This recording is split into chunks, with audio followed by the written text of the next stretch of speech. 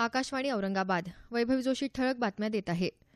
Bharat Ratna doctor Babasaheb Ambedkar यांची 126वी जयंती आज सर्वत्र उत्साहात साजरी होत आहे. पंतप्रधान नरेंद्र मोदी आज नागपूर दौऱ्यावर येत असून ते दीक्षाभूमी इथं जाऊन बाबासाहेबांच्या स्मृतींना अभिवादन करणार आहेत.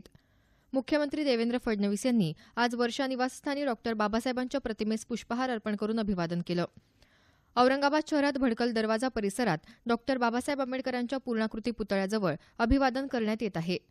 यानिमित्त शहरात मिरवणुका, व्याख्यानं तसंच भीमगीत गायनांच्या कार्यक्रमांचं आयोजन करण्यात आलं आहे.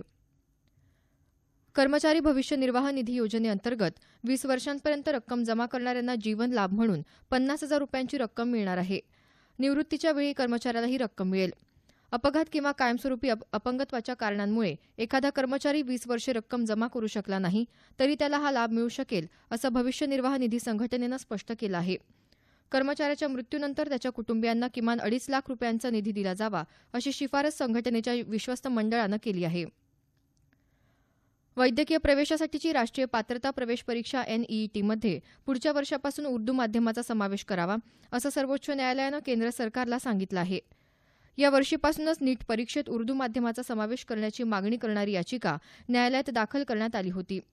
मात्र यावर्षी परीक्षेची सर्व तयारी झाल्यानं नवीन कोणत्याही माध्यम समाविष्ट करणं शक्य नसल्याचं सरकारनं सांगितलं होतं. नव्या भारताचं स्वप्न साकार करण्यासाठी केंद्र शासन एक रोडमॅप ठरवत असून या आराखड्यामध्ये इंडियन चेंबर्स ऑफ कॉमर्स आणि त्यांच्या महिला शाखेनं योगदान द्यावं, असं आवाहन पंतप्रधान नरेंद्र मोदी यांनी केलं आहे. मुंबई इथं इंडियन मर्चंट चेंबरच्या महिला शाखेच्या सुवर्ण महोत्सवी वर्षानिमित्त आयोजित कार्यक्रमात पंतप्रधानांनी उपस्थित महिला उद्योजकांशी दूरदृश्य संवाद प्रणालीद्वारे संवाद साधला. या कार्यक्रमास मुख्यमंत्री देवेंद्र फडणवीस, खासदार पूनम महाजन उपस्थित होते. संक्षिप्त बातमीपत्र संपलं. आमच्या नंतरचं बातमीपत्र दुपारी 1 वाजता.